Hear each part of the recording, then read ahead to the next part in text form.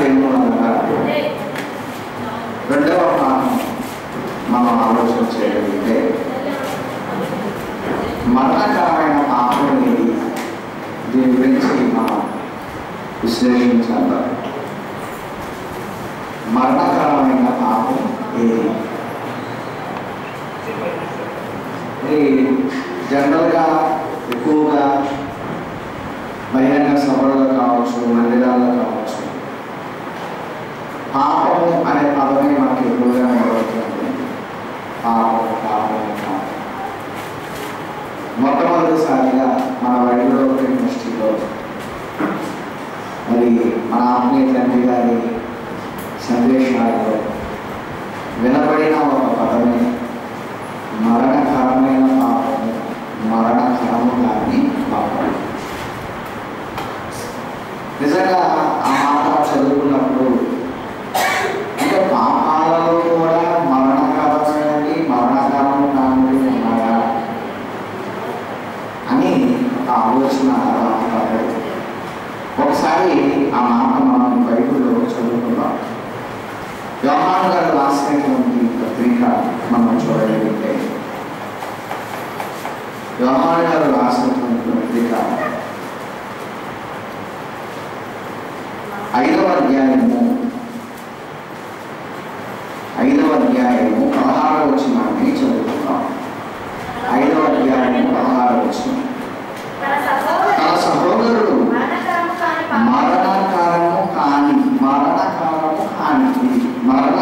కాని పాపము చేయగా ఎవరైనను చూచిన అతడు వేడుకొనును.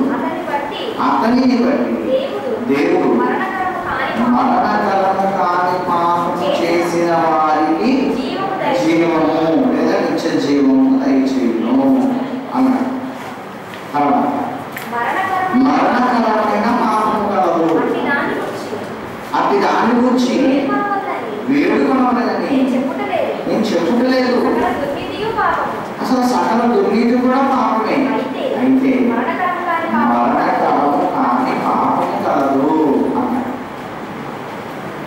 ఇక్కడ మనం చూడగలిగితే మరణకరమైన పాపము, మరణకరము కాని పాపము అని రెండు కలవడం ఉన్నాయి.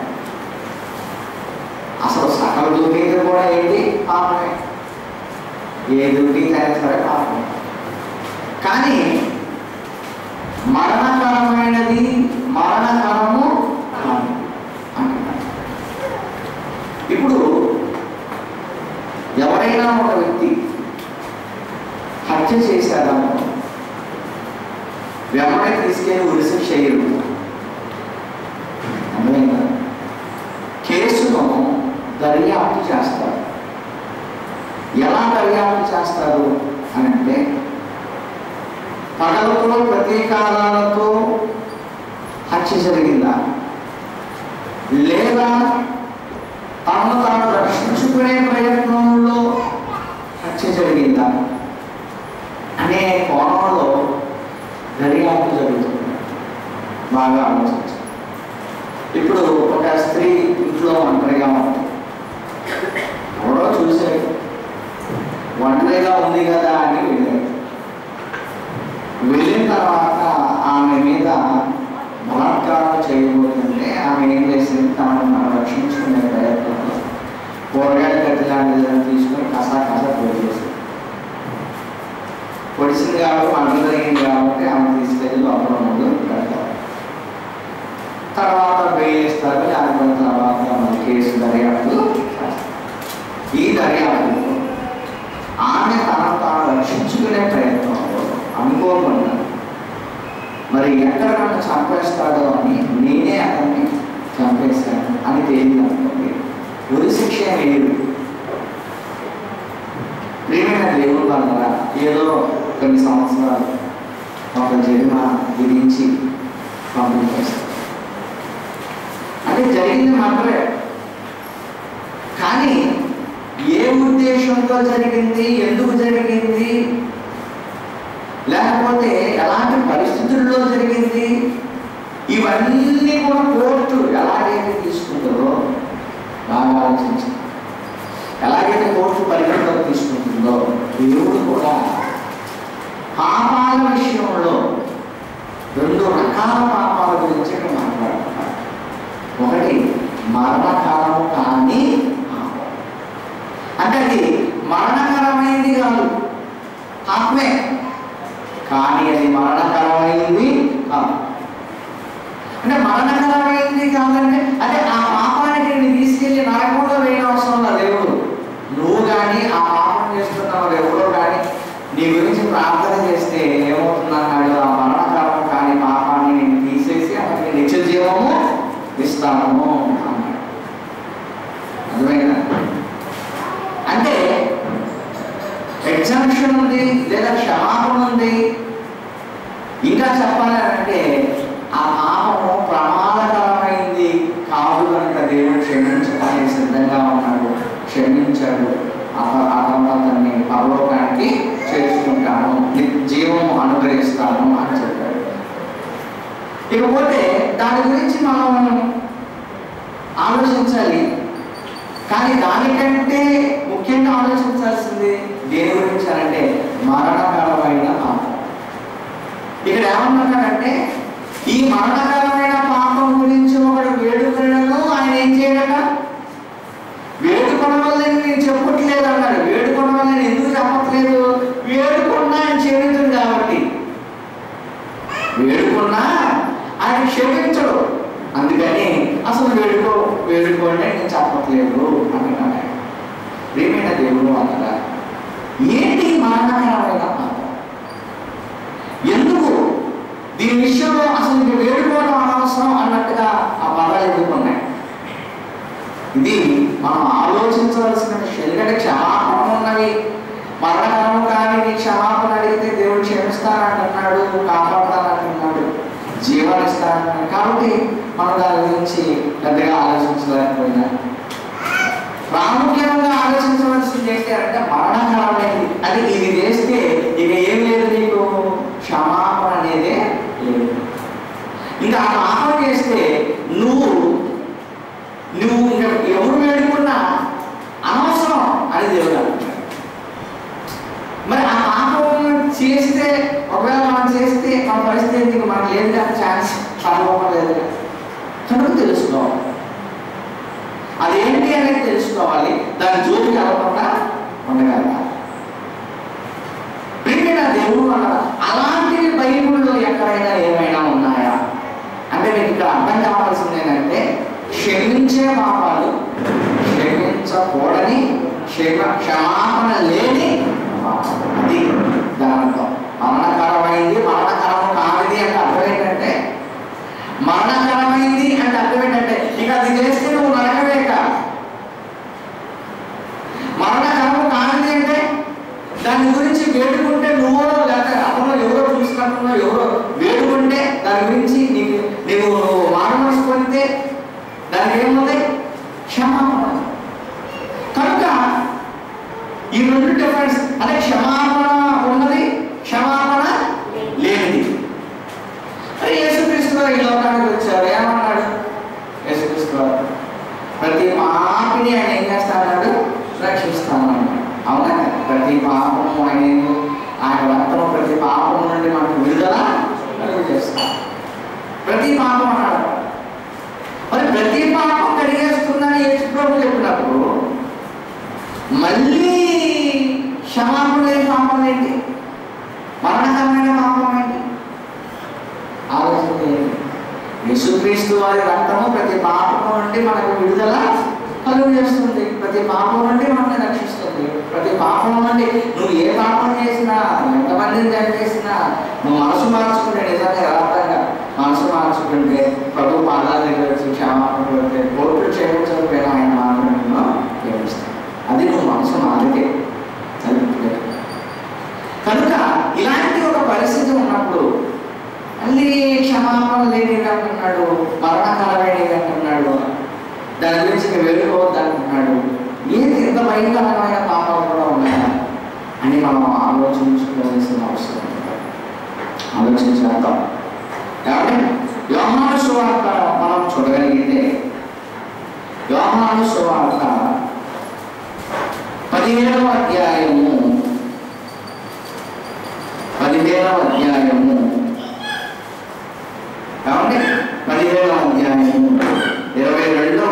విషయాన్ని ఒకసారి చదువుకుందాం. చాలా జాగ్రత్తగా వినాలి.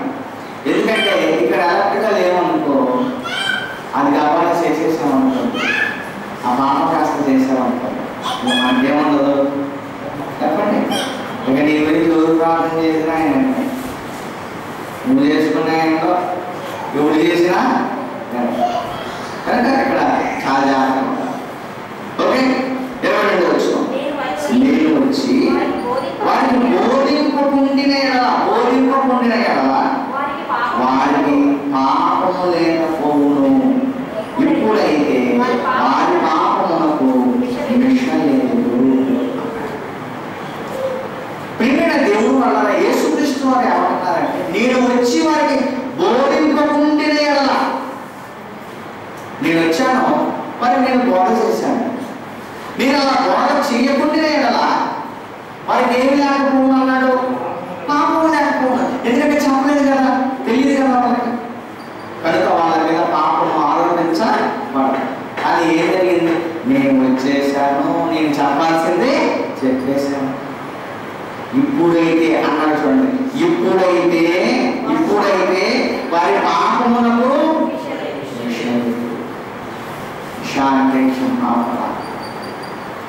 అర్థమైందండి. అంటే విషయం లేదిక వాళ్ళ పాపానికి విషయం లేదు. ఎందుకంటే నేను బోధించేశాను వాళ్ళు విన్నారు, నేను బోధించాను వాళ్ళు విన్నారు. విన్న తర్వాత ఆ బోధకు లక్ష్య పెట్టని వారు, విన్న తర్వాత ఆ బోధలో లేనివారు వారు చేసిన ఆ పాపానికి, అది పాపం అంటున్నాడు దేవుడు, అది పాపం. నేను చెప్పిన తర్వాత కూడా వాళ్ళు వినలేదు కనుక అది పాపం అంటాడు. ఆ పాపానికి ఏమి లేదంటున్నాడు, విషయం లేదు, క్షమాపణ లేదు అని.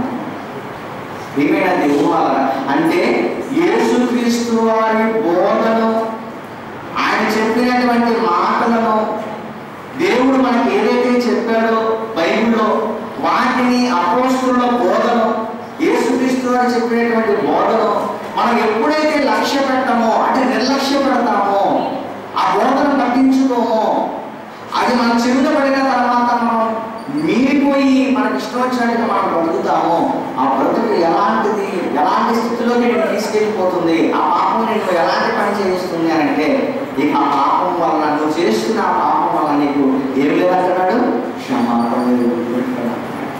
ఆ రోజు మొదటి శతాబ్దంలో యేసుక్రీస్తు వారి అంటే ఎంత గొప్పవాడండి ఆయన, ప్రవక్తలందరికంటే గొప్పవాడు, మోషే కంటే గొప్పవాడు, ఎలియా కంటే గొప్పవాడు, ఇర్మియా కంటే గొప్పవాడు, ప్రవక్తలందరికంటే గొప్పవాడు. అందుకే యేసుక్రీస్తు వారు అన్నమాట కదా, చాలా సందర్భాలు ఆయన అన్నమాట తెలుసా, యోనా కంటే గొప్పవాడు ఇక్కడ ఉన్నాడు అంటాడు, సొలొమోను కంటే గొప్పవాడు ఇక్కడ ఉన్నాడు అంటాడు. అదే మీ తండ్రి అయిన అబ్రహాము నా గురించి నా దినము చూస్తానని ఎదురు చూశాడు అని అంటాడు. ఇలా దావీదు, నేను దావీదు కుమారుడు అని మీరు అంటున్నారు, దావీదే నన్ను ప్రభు అన్నాడు అని అంటాడు. అంటే ఎంత గొప్పవాడండి యేసుక్రీస్తున్నారు, ఎంత గొప్పవాడు. ఒక మహాప్రవక్త భూమి మీద ఉండేది ఎంతో గౌరవించేటువంటి పరిస్థితులు, ప్రవక్తల కంటే గొప్పవాడు, ప్రవక్తలు అందరూ కలిగితే ఎంత గొప్పవాడు, అంత గొప్పవాడు యేసుక్రీస్తు వారు. అలాంటి ఆయన భూమి మీదకి వచ్చి చెబుతుంటే వినలేదట. ఏం చేయాలి, నేను వచ్చి చెప్పినా మీరు వెళ్ళలేదు అనుకోండి, వెళ్ళాను జైశాలి గారే వచ్చాను అనుకోండి, అయినా వెళ్ళలేదు అనుకోండి, ఏం చేస్తాడు ఆయన, సీట్ అన్నాడు. మేము ప్రిన్సిపాల్స్ అండి మాట చెబుతాం, మేము వెళ్ళలేదు. మా పైన ఎవరు ఉన్నారు, అడిషనల్ డిప్యూటీ డైరెక్టర్, వాళ్ళు ఒక మాట చెబుతారు, అయినా వాళ్ళ పైన డిప్యూటీ డైరెక్టర్లు ఉన్నారు, వాళ్ళు ఒక మాట చెబుతారు, అయినా జాయింట్ డైరెక్టర్లు ఉన్నారు, వాళ్ళు చెప్పినారు. ఇప్పుడు డైరెక్టర్ గారు చెప్పినప్పుడు నేను ఏం చేయాలి, అలాగే మోషే కంటే, ఎలియా కంటే, అబ్రహాం గారి కంటే, ఆ తర్వాత ఏమండి దావీదు గారి కంటే ఎవరెవరు గొప్పవారు ఉన్నారో అందరికంటే గొప్పవాడైన అలాంటి మహనీయుడు భూమి మీదకి వచ్చి చేస్తుంటే పట్టించుకోలేదు. అందుకే ఆయన ప్రతిసారి చెప్పే మాట, ఒరే నాయన నీ సొలొమోను కంటే గొప్ప. ఆ సొలొమోను జ్ఞానాన్ని వినడానికి ఆ మహాతల్లి అక్కడ ఎక్కడో దేశాల నుంచి వచ్చి ఆ సొలొమోను దగ్గర జ్ఞానం వినిందే, ఆమె పొద్దున మీ మీద నేరస్థాపన చేస్తాడు. ఎందుకంటే ఆయన కంటే నేను గొప్పవాడిని. సొలొమోను కంటే గొప్పవాడు, దావీదు కంటే గొప్పవాడు. దావీదు ప్రభువా అని పిలిచాడండి ఆయన. ఒక మోషే గారు, ఎంతమంది గొప్పవాళ్ళు ఉన్నారు పాత నిబంధన చరిత్రలో. దానికంటే గొప్పవాడు వచ్చి చెబుతుంటే వినాలా వద్దా చెప్పండి? వినాలా వద్దా? వినాలి. అందుకే ఆయన అన్న మాట, నేను వచ్చి బోధింపకుండానే ఎలా వారికి పాపము లేకపోవడం. కానీ నేను వచ్చేసాను, చెప్పాల్సింది చెప్పేశాను, కానీ మీరేం చేయలేదు, వినలేదు వినలేదు వినలేదు వినలేదు. ఏమంటున్నారంటే 22వ వచనంలో, నేను వచ్చి వారికి బోధింపకుండానే వారికి పాపము లేకపోవడం. ఇప్పుడైతే ఇక వారి పాపములకు ఎందుకంటే నేను బోధించేశాను, నేను ఏం చెప్పాలని చెప్పాను, కానీ వారి పాపమునికి ఏ విధంగా అన్నాడు విషయం లేదు. ఈరోజు సత్యం చెప్తున్నాము, యథార్థం చెప్తున్నాం, వాస్తవం చెప్తున్నాం. కళలు, మాయ మాటలు, గంతకాలు ఇలాంటివి ఏమీ లేవు.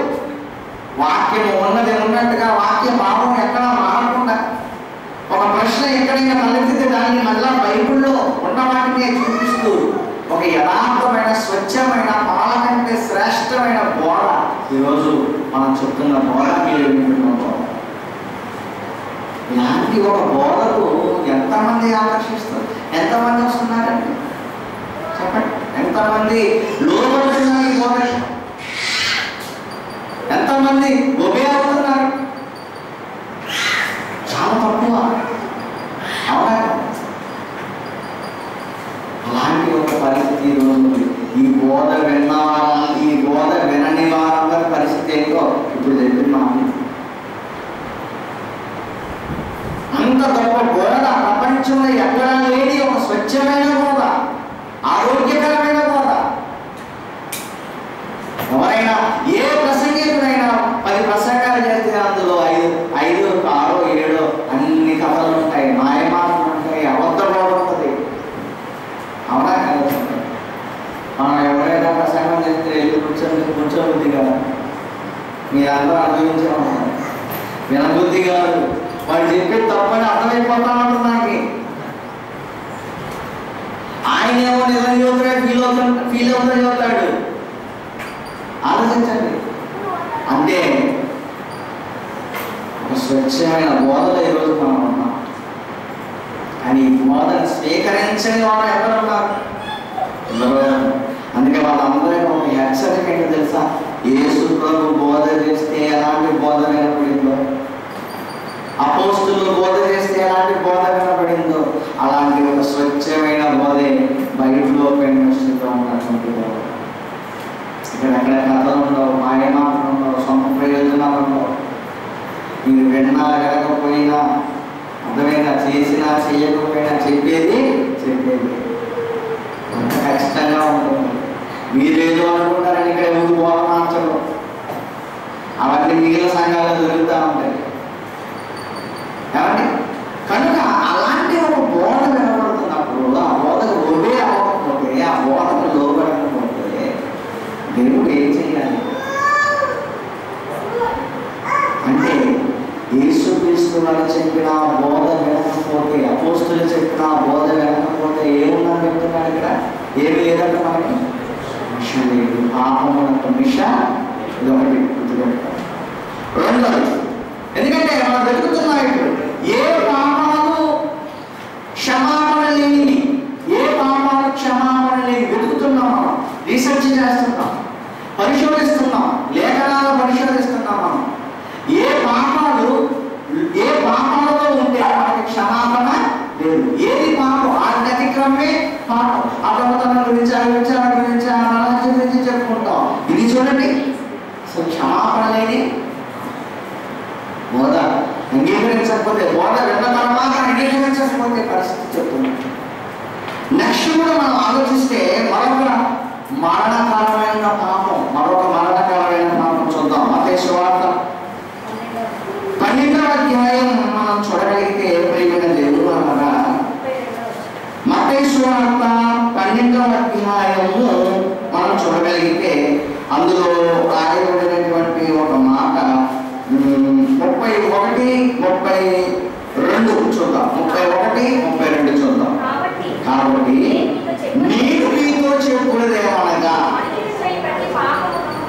మనుషులు చేయు ప్రతి పాపం మనుషులు చేసే ప్రతి పాపం, అందుకే ఆయన ఒకడు ప్రతి పాపము నుండి యేసు రక్తము మనల్ని ఏం చేస్తుంది? పవిత్రులుగా చేస్తుంది. అంటే మనుషులు చేసే ప్రతి పాపం, అది ఏ పాపమైనా సరే యేసు రక్తం ఏం చేస్తుంది? కాపాడుతుంది, అందులో నుంచి బయటపడేస్తుంది. ప్రతి పాపమును దూషణయు వారికి క్షమింపబడును గాని ఆత్మ విషయమైన దూషణకు పాప క్షమాపణ లేదు అన్నాడు. పాప క్షమాపణ లేదు అంటే అర్థం ఏంటి? ఇది మరణకరమైన పాపం, మరణకరమైన పాపం. ఆ తర్వాత ఏమంటున్నారు?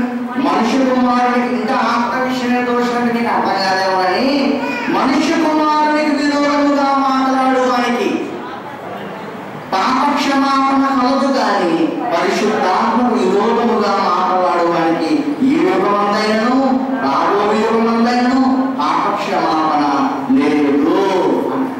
అంటే ఇదే పాపం మరణకరమైన. ఎందుకే చెప్పగలం? క్షమాపణ లేదంటున్నాడు కనుక. ఇప్పుడు మనం దీని గురించి ఆలోచన చేద్దాం. పరిశుద్ధాత్మకు వ్యతిరేకంగా మాట్లాడటం ఏంటి? అసలు ఎందుకు ఈ పదాన్ని ఉపయోగించాడు ఇక్కడ? ఒకసారి కిందకి వెళ్ళి మనం ఆలోచన చేద్దాం. 22వ వచనం చూడండి. అప్పుడు దైవం పట్టిన గుడ్డివాడు మోగవాడైనా కూడా ఆయన ఎద్దకు తీయబడను, ఆయన వాడిని స్వస్థపరిచినందున ఆ మోగవాడు మాట్లాడే శక్తియు చూపును గలవాడాయను. అందుకు ప్రజలందరూ విషయమే ఉంది, ఈయన దావీదు కుమారుడు కాడా అని చెప్పుకొనిచుండిరి. పరిసయ్యులు ఆ మాట విని, వీడు దయ్యములకు అధిపతి అయిన బెయల్జెబూలు వల్లనే దయ్యములు వెళ్ళగొట్టుచున్నాడు కానీ మరి ఒకడే వల్ల కావాలని ఆయన వారి తలంపులను ఎదిగి వారిలో ఇట్లనో. ఈ పరిసయ్యులు ఉన్నారే, యేసుక్రీస్తు వారు దయ్యాన్ని వెళ్ళగొట్టేసి అతనిలో ఉన్నటువంటి ఆ బలహీనతను తీసివేశాడు. ఇదంతా ప్రజలందరూ చూశారు. అయితే అందులో ఉన్నటువంటి పరిసయ్యులు ఏమంటున్నారంటే, ఇది ఆయన దయ్యాలకు అధిపతి. అబ్బా, ఎంత మాట్లాడారండి ఆయన్ని! దయ్యాలకు అధిపతి అంటే ఆయన, ఆ దయ్యాలకు అధిపతి ఆయన బయల్జెబూలు వలనే దయ్యములను వెళ్ళగొట్టుచున్నాడు కానీ మరి ఒకటి వల్ల కాదనిది. అప్పుడు ఆయన ఏమన్నాడు? దానికి ఆయన వాళ్ళ తలంపులను ఎరిగిట్లను, తనకు తానే విరోధముగా వేరుపడిన ప్రతి రాజ్యము పాడైపోవును. తనకు తానే విరోధముగా వేరుపడిన ఏ పట్టణమైనను ఏ ఇల్లైనను నిలవదు. తనకు తానే విరోధం అయిపోతే ఏ పట్టణమైనా నిలిచిద్దా? ఆ పట్టణంలో ఉన్న వాళ్ళ పట్టణంలో కొట్టుకుంటున్నారు అనుకోండి, అది ఒకదా? ఆ ఇంట్లో ఉన్న వాళ్ళే ఆ ఇంట్లో కొట్టేసుకుంటారు అనుకోండి, ఆ ఇల్లు నిలిచిద్దా? ఏదైనా ఒక రాజ్యం, ఆ రాజ్యంలోనే లోపల లోపల లోపల రాజకీయాలు ఎక్కువైపోయి మరి భయంకరమైన పరిస్థితులకు వెళ్ళిపోతే ఆ రాజ్యం నిలిచిద్దా? ఇప్పుడు మరి నేను దయ్యాలు పట్టిన వాడిని లేదా నేను దయ్యాలకు అధిపతిని అయితే లోపల దయ్యాలు ఎందుకు తీసేస్తా? నేను ఇంకా నాకు ఏదైనా అవకాశం ఉంటే నాలుగు పంపించేవాడిని, అవునా కదా? అదే ఆయన అక్కడ అంది, నేను దయ్యాలకు అధిపతిని అయితే దయ్యాలు ఎందుకు వెళ్ళబడతాను రా, వెరిబాదులో రారా. ఒక రాజ్యం ఆ రాజ్యానికి విరోధం కాదు, ఒక ఇల్లు ఆ ఇంటికే విరోధం కాదు. అలా విరోధం అయితే ఆ ఇల్లు నిలవదు, ఆ పట్టణం నిలవదు, ఆ రాజ్యం నిలవదు. ఆ దయ్యాలకి అధిపతిని నేనే అయితే ఆ దయ్యాలు ఎందుకు వచ్చారు? ఎందుకు వాడిలో నుంచి బయటకు పంపించేస్తారు? నీకు అసలు అర్థం కాదు, మైండ్ పని చేయట్లేదు నీకు అన్నాడు. అంటే ఆయన ఏమంటున్నాడు చూడండి. అని ఆయన ఏమంటున్నాడు 26వ వచనంలో, సాతాను వెళ్ళగొట్టిన తనకు తానే విరోధంగా వేరుపడును. అట్లయితే మన రాజ్యం ఎలా నిలుచున్న సాతాను ఎలా వెళ్ళగొట్టేస్తుంది? యేసుక్రీస్తు వారు ఒక మాట చెప్పారు, ఏమని? ఒక ఇల్లు బాగా శుభ్రంగా ఊడ్చేస్తుంది, అందులో నుంచి అపవిత్రాత్మ వెళ్ళిపోయింది, అది నీరులో నుంచి వెతికి వెళ్ళిపోయింది. మళ్ళీ వచ్చేసరికి అదంతా శుభ్రంగా మొత్తం చేసి, బాబాయ్ వీడు ఎక్కడితో వెళ్ళిపోయినట్టున్నాడు, వాక్యాన్ని శుభ్రం చేసుకున్నట్టున్నాడు మొత్తానికి, ఇప్పుడు నా స్టెప్ సరిపోదు అని ఏం చేసిందంట దయ్యం? అపవిత్రాత్మ ఏం చేసింది? వాడికంటే మరి చట్టమైన 7 అపవిత్రాత్మని నాకు బలం కావాలి, మొబైల్ తీసుకోరండి. అర్థమైందా? వాడు శుభ్రం పడ్డాడు. ఇప్పుడు నీకు నా టాలెంట్ వాడికి నా టాలెంట్ ఆటోమేటిక్గా తెలిసిపోయింది. ఇప్పుడు నేనేమేం చేయగలను వాడికి తెలిసిపోయి మొత్తం శుభ్రం చేసుకున్నాడు. ఇప్పుడు నాకంటే చెడ్డవాళ్ళు మీరు కూడా వచ్చేయండి, మొత్తంగా వాడిని బాగా చేద్దాం అన్నాను. అంటే దయ్యాలకి ఏం చేసుకుంటాయి? సపోర్ట్ చేసుకుంటాయి. అవునా? అలాగే యేసుప్రభు ఏమన్నాడంటే నేను దయ్యాలకు అధిపతి కాదు, నేను దయ్యం పెట్టినో లేకపోతే దయ్యాలకు అధిపతి కాదు. ఇంకొక సాతాన్ని ఏం చేస్తుంది? వెళ్ళబడుతుందా? అలా వెళ్ళబడితే తనకు తానే విరోధంగా వేడుకోను, అట్లయితే మన రాజ్యం ఎలాగో నిల్చును అని చెప్పుకుంటే 27వ వచనంలో నేను బయలుదేరుడు వలన దయ్యములను వెళ్ళగొట్టుచున్నాయి కదా, మీ కుమారుడు ఎవరి వలన వాటిని వెళ్ళగొట్టుచున్నారు. సరే నేనే బయలుదేరుకోవడం వలన వెళ్ళగొట్టున్నాను అనుకుందాం. మీ పిల్లలు కూడా ఏం చేస్తున్నారు? పరిశీలించిన వాళ్ళు వాళ్ళ పిల్లలు కూడా ఏం చేస్తారు? దయ్యాలే. మరి వాళ్ళకి దయ్యాలు పెట్టిరా అని అడుగుతున్నాడు. నాకు దయ్యం పట్టిన అన్నారే, మరి వాళ్ళకి దయ్యాలు పెట్టిరా అంటున్నాడు ఆయన. కాబట్టి వాడే నీకు తీర్పురుడై ఉండును. ఇప్పుడు ఆ మాట చెప్తున్నాడు 28వ వచనంలో, దేవుని ఆత్మ వలన నేను దయ్యములను వెళ్ళగొట్టుచున్న ఎడల నిశ్చయముగా దేవుని రాజ్యం మీ యొద్దకు వచ్చి ఉన్నది. ఒకడు మొదట బలవంతుని బంధింపని ఎడల ఎలాగో ఆ బలవంతుని ఇంటిలోకి వచ్చి అతని సామాగ్రి దోచుకొనగలడు, అట్లు బంధించిన వాని ఇల్లు దోచుకొనును. నా పక్షంగా నుండని వాడు నాకు విరోధి, నాతో కలిసి సమకూర్చని వాడు చెదరగొట్టువాడు. కాబట్టి నేను నీతో చెప్పుకున్నది ఏమనగా మనుషులు చేయు ప్రతి పాపము దోషులకు వారికి క్షమాపణ క్షమించబడును కానీ ఆత్మ విషయమైన దోషులకు పాప క్షమాపణ లేదు అన్నాడు. అంటే ఇక్కడ దీని అర్థం ఏంటంటే ఇది దేవుని ఆత్మ వల్ల నేను చేశాను. నేను ఎలా చేశాను? దేవుని ఆత్మ వల్ల చేశాను. ఇప్పుడు దేవుని ఆత్మ వల్ల జరిగిన ఈ కార్యాన్ని మీరేమంటున్నారు? దయ్యం వల్ల చేశారు అంటున్నారు. అప్పుడు ఆయన పాయింట్లోకి వచ్చాడు. వచ్చి నేను దేవుని ఆత్మ వల్ల నేను చేస్తే దయ్యం ఆత్మ వల్ల నేను చేశానని మీరు అంటున్నారు కనుక ఇప్పుడు మీరు ఎవరిని దూషించినట్టు? నన్ను కాదు. మీరు ఎవరిని దూషించినట్టు? నాలో ఉన్న పరిశుద్ధాత్మను దూషించారు. అప్పుడు ఆయన నన్నేమైనా అన్నా క్షమాపణ ఉంది, కానీ ఆత్మ ద్వారా జరిగించిన క్రియలు చెడ్డబడి కానీ వాటిని దూషించినా కానీ వాటికి ఏమి లేదు, ఆ పాపానికి ఏమి లేదు అన్నాడు. క్షమాపణ లేదు. అంటే పరిశుద్ధాత్మ వలన జరిగిన కార్యాలు ఏవైతే ఉన్నాయో వాటిని దూషించినా, వాటికి వ్యతిరేకించినా, వాటిని నిందించినా అది ఏమవుతుంది? పాపం అవుతుంది. ఇది మీకు అర్థమైతే ఈరోజు పరిశుద్ధాత్మ పేరుతో ఎంత అన్నది జరుగుతుందండి. అవునా? ఒకడు పాంప్లెట్లో కోన్సలో పెద్దగా వేసేస్తారు. ముఖ్య ప్రసంగికుడు పరిశుద్ధాత్మ దేవుడు అంటాడు. ఎక్కడ ఉన్నాడు ఆయన? లోపలికి వెళ్ళి ఎక్కడ ఉన్నాడు? ముఖ్య ప్రసంగికుడు ఎవరంట? ఎందుకంటే చూసారా కోన్సలు లాంటివి? అంటే ముఖ్య ప్రసంగికుడు పరిశుద్ధాత్మ దేవుడు. ఓకే వేసావు. పరిశుద్ధాత్మ దేవుడు అని ఎందుకు వేసావు అంటే ఇప్పుడు నాలో ఉండి చెబుతుంది పరిశుద్ధాత్ముడే కానీ నేను కాదు అంటున్నావు నువ్వు. అంతేనా? నువ్వు వాక్యంలో తప్పు చెబుతున్నావు. ఇప్పుడు తప్పు చెప్పినప్పుడు నువ్వు ఆ పేరు ఏమని వేసావు? పరిశుద్ధాత్మ దేవుడు అని వేసావు. అంటే ఇప్పుడు ఆ తప్పు చెప్పిందావో అమ్మా, నువ్వు తప్పు చెప్పేసి ఆయన మీద వేసేస్తే నిన్ను పర్వతం జరుగుతాడు ఆయన. అందుకే ఎప్పుడు పరిశుద్ధాత్మ నేను చెప్పాను అనకండి. పరిశుద్ధాత్మ సహాయం కోరుకోవడం తప్పు లేదు, కానీ పరిశుద్ధాత్ముడే చెప్తున్నాడని ఎప్పుడు చెప్పకండి. ఎందుకంటే పరిశుద్ధాత్ముడు ఇప్పుడు మనలో ఉండి చెప్పించేటట్టయితే మనకు 66 పుస్తకాలు అవసరం. అంతే కదా? ఎందుకు? లోపల పరిశుద్ధాత్ముడు చెప్పేస్తాడు. మోషే గారు అన్నాడు, క్రీస్తు కూడా 1500 ఆయన ఇలా అనుకున్నాము. అవునా? ఎప్పుడో ఆయన ముందున్న 2000 సంవత్సరాల క్రితం ఉన్న చరిత్ర ఎలా రాయగలిగాడు? ఆయన ఎవరున్నారు? సృష్టి గురించి ఎలా రాయగలిగాడు? పరిశుద్ధ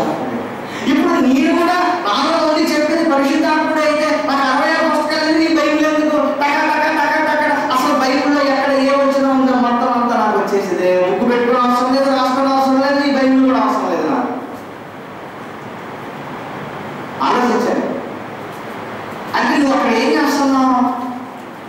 ముఖ్య ప్రసంగికుడు పరిశుద్ధాత్మ దేవుడిని వేశావంటే నువ్వు ఒక తప్పుడు బోధ చేస్తే ఆ తప్పుడు బోధ చేసింది నేను కాదు, పరిశుద్ధాత్మ దేవుడి మీద నెట్టేస్తావు.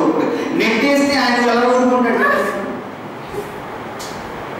ఆత్మ విషయమైన దోషణకి ఏమి లేదు, క్షమాపణ.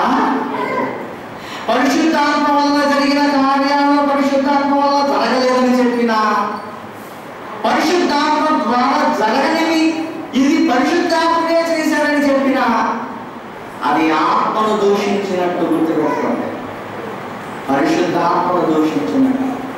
ఇంకా చెప్పాలంటే బైబిల్ రాయబడింది పరిశుద్ధాత్మ ప్రేరేపణ వలన. అవునా?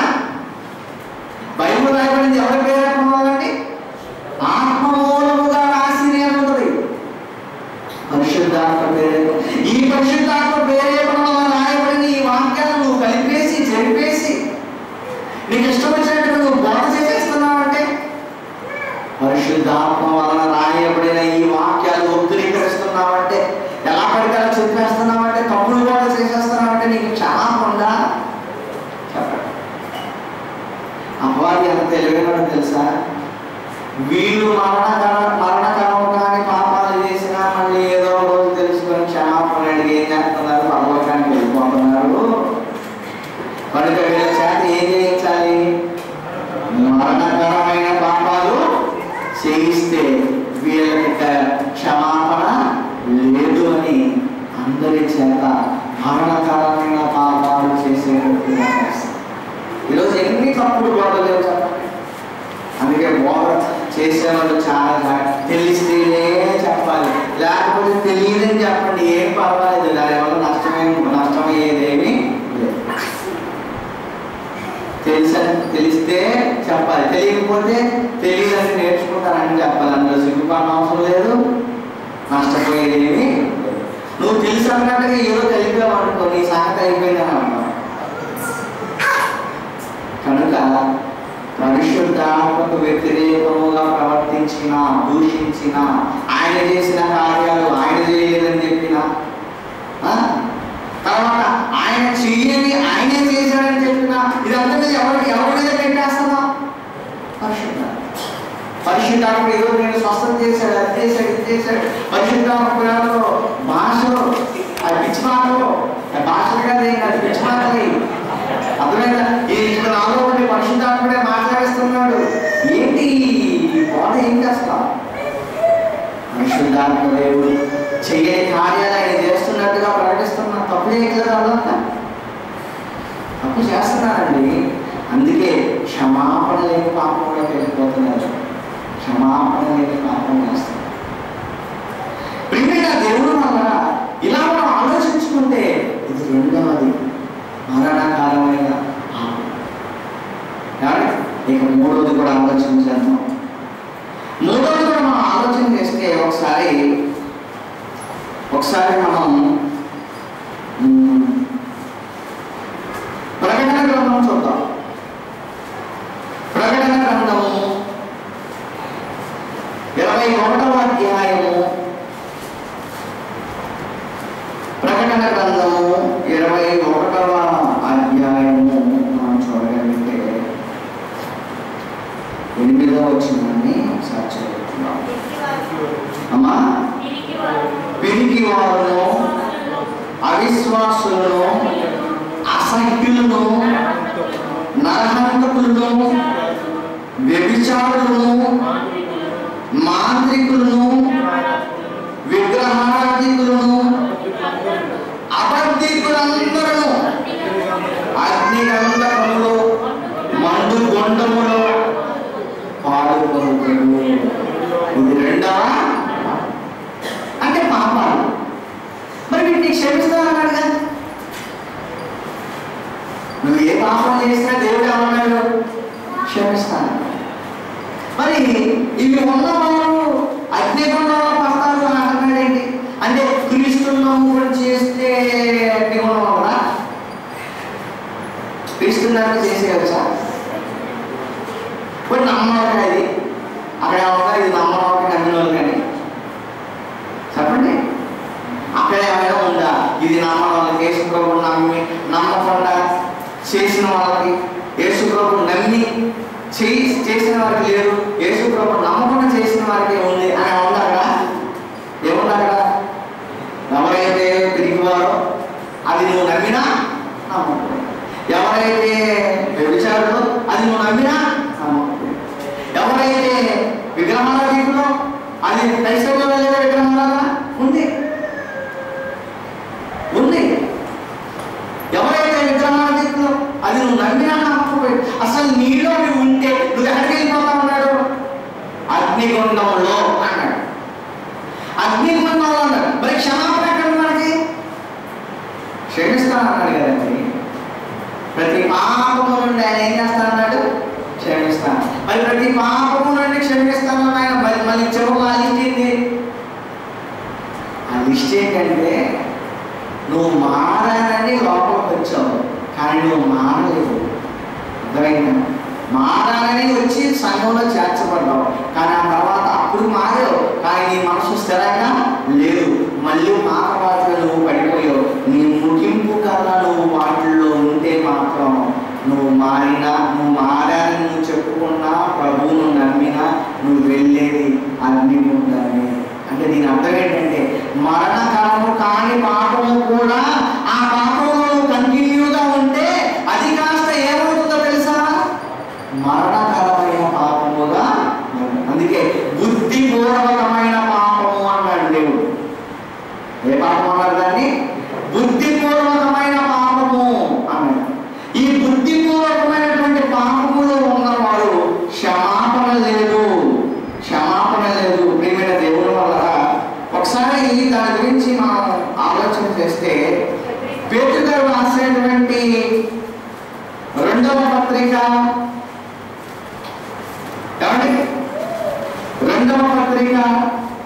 2వ అధ్యాయము 21వ వచనం చూద్దాం. అమ్మా, వారు నీతి మార్గము అంటే ఈ మార్గము సత్యము, నీతి మార్గము అనుభవపూర్వకంగా తెలుసుకొని తాము అప్పగింపబడిన పరిశుద్ధమైన ఆజ్ఞ నుండి తొలగిపోవట కంటే అసలు ఆ మార్గం అనుభవపూర్వకంగా తెలియక ఉండటయ్యే వారికి మేలు. ఎందుకని? నువ్వు నమ్మావు, వచ్చావు, తెలుసుకున్నావు, వచ్చావు, నమ్మావు, అంతా అయిపోయింది. మళ్ళీ నువ్వేం చేస్తున్నావు? ఒక కుక్కలాగా మళ్ళీ కక్కిందాన్ని మళ్ళీ తింటున్నావు. అందుకని దేవుడు ఏమన్నాడు? అసలు నీకు తెలియకుండా ఉండటమే నీకు. ఆ తర్వాత హెబ్రీ పత్రిక ఇందాక చెప్పారమ్మా 10వ అధ్యాయము 26వ వచనం. 10వ అధ్యాయము 26. చూడండి ఒకసారి హెబ్రీ రాసిన పత్రిక 10వ అధ్యాయం 26వ వచనం. మనం సత్యమును గురించి అనుభవ జ్ఞానము పొందిన తరువాత బుద్ధిపూర్వకముగా పాపము చేసిన యెడల పాపములకు బలి ఇకను ఉండదు అన్నాడు. చూడండి, ఆ పాపానికి ఏముండదట? బలి. అంటే మారు మనసు పొందే అవకాశం ఉన్నప్పుడు మారు మనసు పొందండి. సంఘంలో చేర్చబడిన సంఘానికి దూరంగా ఉన్నా నువ్వు మారు మనసు పొందుకోవాలి. నువ్వు చక్కగా బ్రతికితేనే, దేవుడి కోసం బ్రతికితేనే. అనవసరమైన వ్యర్థమైన వాటిని మళ్ళీ లోకంలో ఉన్న వాటిని తెచ్చుకుంటే మాత్రం మళ్ళీ దేవుడు ఏమన్నాడంటే నీకు బలి ఉండదు అన్నాడు. బలి లేదు నీకు, బలి నీకు పనికిరాదిక, బలి నిన్ను రక్షించదు. అదే అన్నాడు ఇక్కడ. బుద్ధిపూర్వకంగా పాపము చేసిన పాపములకు బలి ఇకను. అదే ఇందాక చదువుకున్న ప్రకటన గ్రంథంలో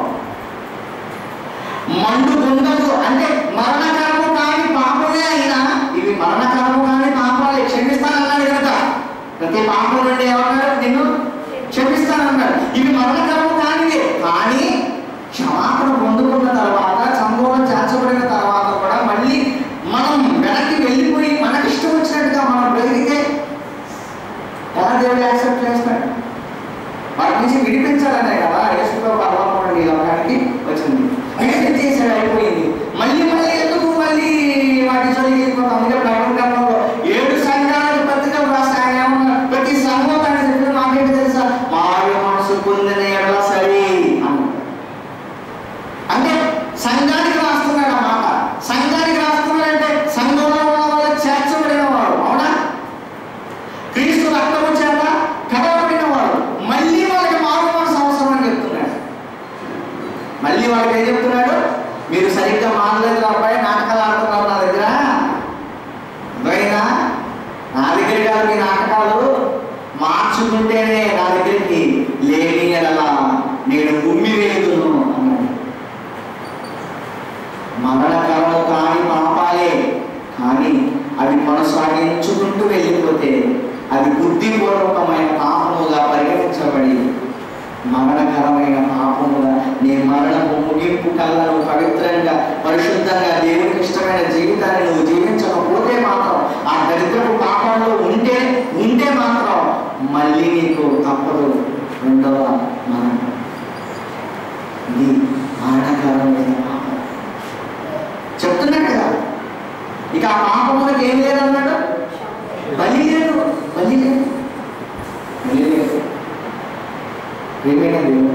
ఎన్ని చూసుకున్నాం మనం? బోధ ఒక స్వచ్ఛమైన బోధ ఈరోజు మనం నమ్మింది. ఈ బోధకు లోబడకపోతే క్షమాపణ లేదు. పరిశుద్ధాత్మ ద్వారా జరుగుతున్న కార్యాలు పరిశుద్ధాత్మ చెయ్యట్లేదన్నా, పరిశుద్ధాత్మ చెయ్యని వాటిని పరిశుద్ధాత్ముడే చేస్తున్నాడని చెప్పిన, దూషించిన పరిశుద్ధాత్మ దేవుని ఏమి లేదు. మూడోది మరణకరము కాని పాపములే, కానీ వాటిని నువ్వు కంటిన్యూగా చేసుకుంటూ పోతే మాత్రం, మారాయని చెప్పి మళ్ళీ వాటిని చేసుకుంటే పోతే మాత్రం అవి మరణకరమైన పాపముగా పరిగణించబడి రెండవ మరణానికి నిన్ను దేవుడు అప్పగిస్తాడు. ఎందుకంటే అది బుద్ధిపూర్వకమైన పాపం. అవన్నీ క్షమించేదే, కానీ నువ్వు క్షమించబడి కూడా మళ్ళీ ఏం చేస్తున్నావు? వాటిలో నువ్వు అప్పుడు ఎందుకు ఇవ్వాలి దేవుడు పాపం? అవి తీసేయడానికి కదా యేసుప్రభువు వచ్చాడు. అవి చేసేసావు, పొరపాటున తెలుసో తెలియకుండా చేసేసావు, నన్ను రక్షించి దేవుడు అని అడిగావు కనుక నీలో నుండి తీసేసాడు. పోలే పాపం అని నీలో నుండి తీసేసాడు. కానీ నువ్వేం చేసావు? మళ్ళీ మాటలోనే ఉంటున్నావు. అంటే ఇప్పుడు ఏం చేయాలి? నేను నరకానికి పంపించదు. అది అన్ని జరుగుతూ ఉన్నాయా? నీకు న్యాయమా? ఇప్పుడు ఆట అదే పనిలో ఉన్నాడు, నువ్వు అదే పనిలో ఉన్నావు, ఇద్దరు ఏం చేయాలి చెప్పండి? మనకి తేడా ఏంటంటే చేసుకోవడం. దీనివల్ల డోసు పెరిగింది కానీ తగ్గడం. ఇలా చదువుకున్నాం కదా మనం. పేదరి గారు అసలు 2:18 అసలు ఆ విషయం నీకు తెలియకుంటేనే మేము ఎందుకని లోపల నువ్వు ఇలా తెలుసుకొని మళ్ళీ నరకానికి వెళ్ళావు అనుకో, నీకు అక్కడ డోసే తగ్గవు. వాడు ఎక్కడో సెంటర్లో వండుతుంటే నువ్వు సెంటర్లో వండుతుంటావు.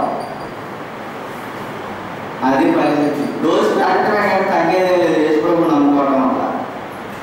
ఏది నువ్వు ఆ పాపంలో ఉండిపోయి చచ్చిపోతే కనుక మరణకరము కానిదే, కానీ మరణకరమైనదిగా మారిపోతాయి. ఏమండి? తర్వాత కూడా మనం ఇంకొకటి కూడా మనం ఆలోచిస్తే, ఫైనల్గా ఇంకొకటి కూడా మనం ఆలోచిస్తే, ఇది మనందరికీ తెలిసిన సందర్భమే. మత్తయి సువార్త 27వ అధ్యాయము చూద్దాం. మత్తయి సువార్త 27వ అధ్యాయము మనం చూడగలిగితే, మత్తయి సువార్త 27వ అధ్యాయం 3వ వచనం చూడండి. 3వ వచనం. అప్పుడు ఆయన అప్పగించిన యోధ ఆయన శిక్ష విధింపబడగా చూచి పశ్చాత్తాపపడి ఆ 30 వెండినాలను ప్రధాన యాజకుని యొద్దకు కట్టెల యొద్దకు వాళ్ళ తెచ్చి, నేను నిరపరాధ రక్తము అప్పగించి పాపము చేసి తిని అని చెప్పాను. వారు దానితో మాకేమి నువ్వే చూసుకోమని చెప్పగా ఒకడు ఆ వెండి నాణ్యాలు దేవాలయంలో పారవేసిపోయి ఊరి పెట్టుకున్నాను. ఇస్కరియోతు యోధ ఏం పెట్టుకున్నాడు? ఊరి పెట్టుకున్నాడు. అంటే చచ్చిపోయాడు. బలవన్ మరణం, మనలో ఆత్మహత్య అంటారు. కానీ బలవన్ మరణం, బలవంతంగా చచ్చిపోయాడు. తనకు తాను చనిపోయి ఆయన గురించి రాయబడిన మాట ఏంటంటే, ఈయన త్రోవ నుండి తప్పిపోయాడన్నారు, వెళ్ళవలసిన మార్గం నుండి తప్పిపోయాడన్నారు. అంటే పరలోకానికి వెళ్ళకుండా ఎక్కడికి వెళ్ళిపోయాడా? నరకానికి వెళ్ళిపోయాడు. ఏం చేసినందుకు చెప్పండి? యేసుప్రభుని అప్పగించినందుక? యేసుప్రభుని అప్పగించినందుక? అసలు యేసుప్రభు ఎవరు నాకు తెలియదు, అమ్మతోడు అన్నాడు పేతురు. ఆయన ఏం చేయాలి మరి? గారు 3 సార్లు, ఒకసారి కదా రెండోసారి కదా 3 సార్లు అబద్ధపడ్డాడు. ఆయన ఎవరో తెలియదయ్యా, నన్ను వదిలేదయ్యా, మీకు నమస్కారం అయ్యా, అసలు ఆయన ఎప్పుడు చూడలేదయ్యా, మీరేంత ముట్టయ్యా అంటున్నాడు. ఆయన తోడు కూసింది. అవునా? ఇప్పుడు ఆయన ఏం చేయాలి చెప్పండి? అప్పగించిన ఆయనకి శిక్ష అని అంటే అసలు ఆయన ఎవరో తెలియదని అన్ని అబద్ధాలు అడిగాడు ఆయన. ఇద్దరు తప్పు చేసినట్టే కదా, తప్పే కదా, తప్పే. మరి ఈయన ఎందుకు రావడానికి వెళ్ళాడు? తప్పు చేసి పశ్చాత్తాప పడ్డాడే కానీ బ్రతకలేకపోయాడు. అదే బ్రతుకు అంటే క్షమించడం, ఎంతో మంది క్షమించిన ఆయన ఏముందండి? ఎన్నో పాపాలు క్షమించిన ఆయన ఏముందండి? బతికి క్షమాపణ కోరితే ఎలా ఉండేదో పరిస్థితి. కానీ తనకు తాను ఏం చేసుకున్నాడు? పశ్చాత్తాపడ్డాడు. కానీ ఒక్కడేముంది?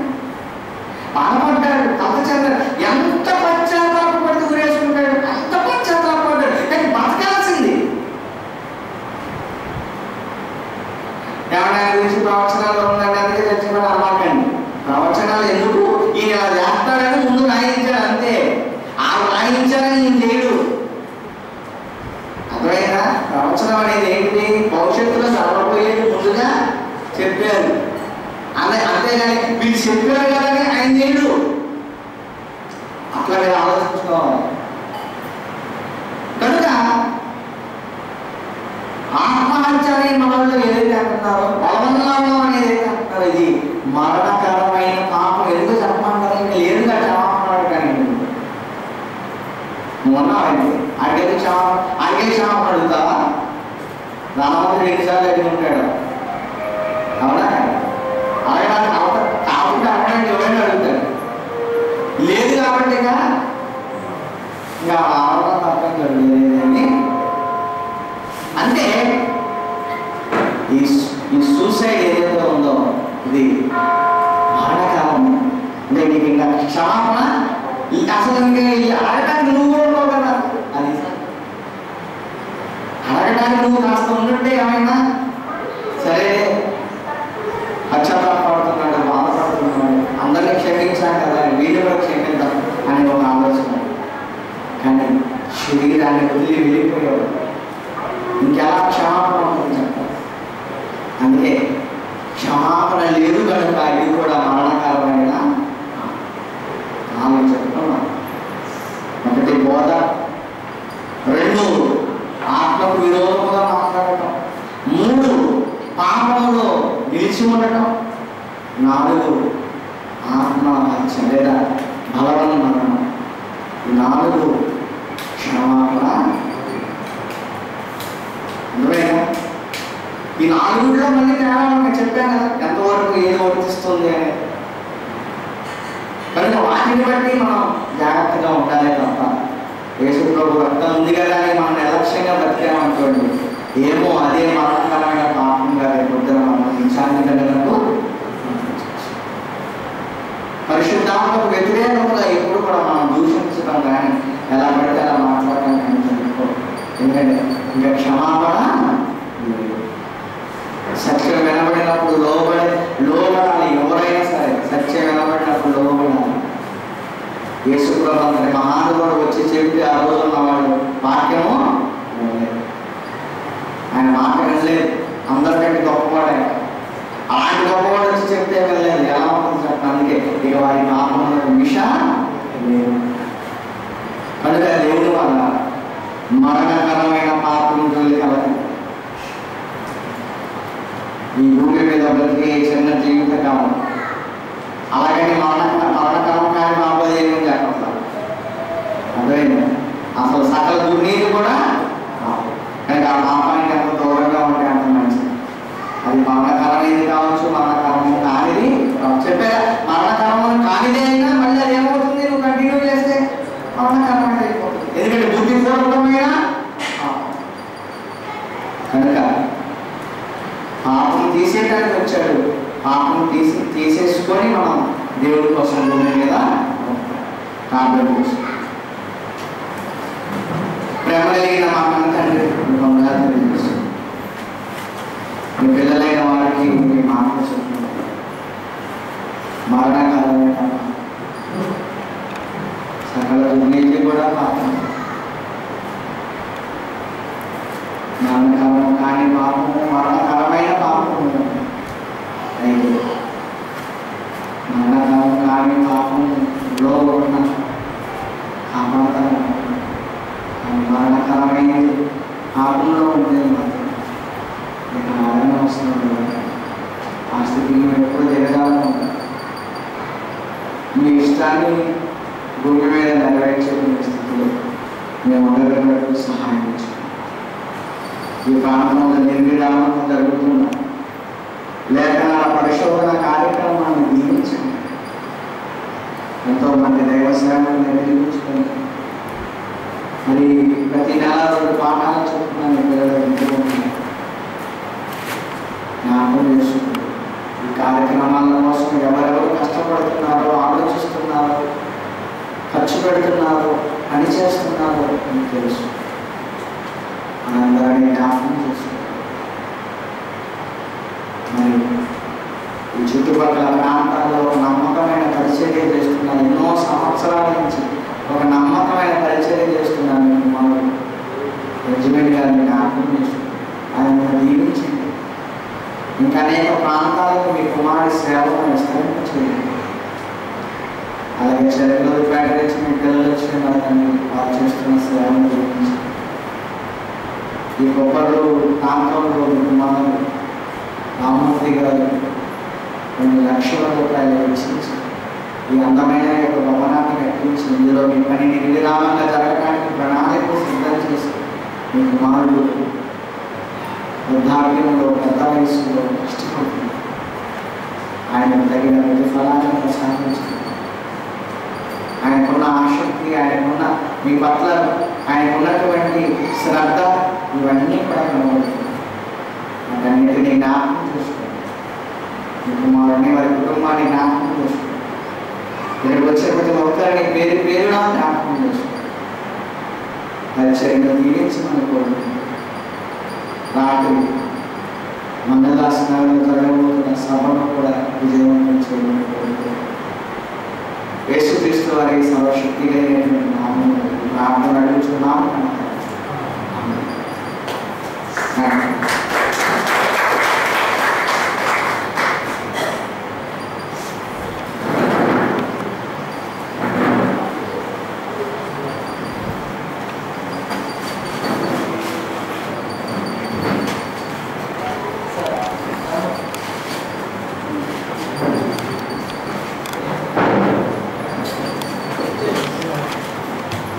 మంచిదండి.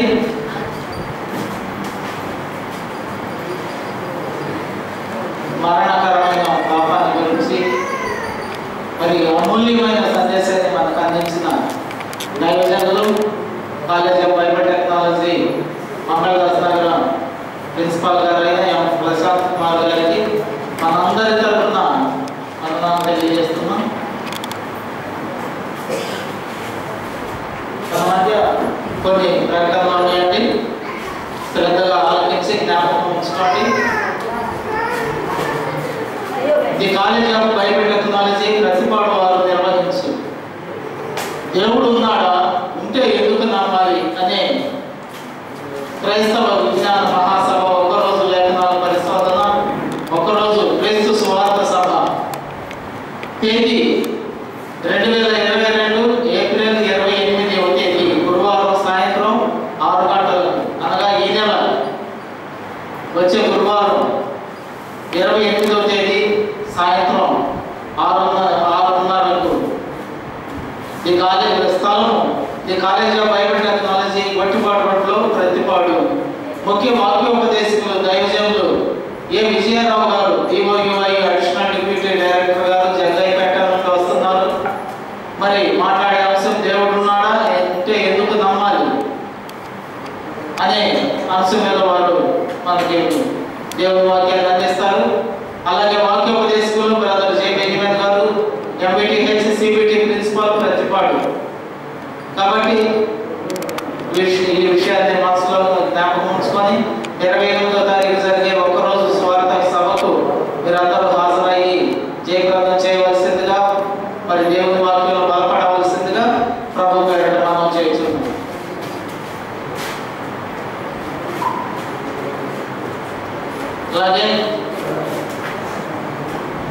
College of Bible technology Chilakaluripet వారి సహకారంతో ఉప్పలపాడు క్రీస్తు సంఘం వారు నిర్వహించు యువత ఏది నీ భవిత అనే సత్యాత్మక ఐక్య క్రీస్తు విజ్ఞాన మహాసభలో తేదీలు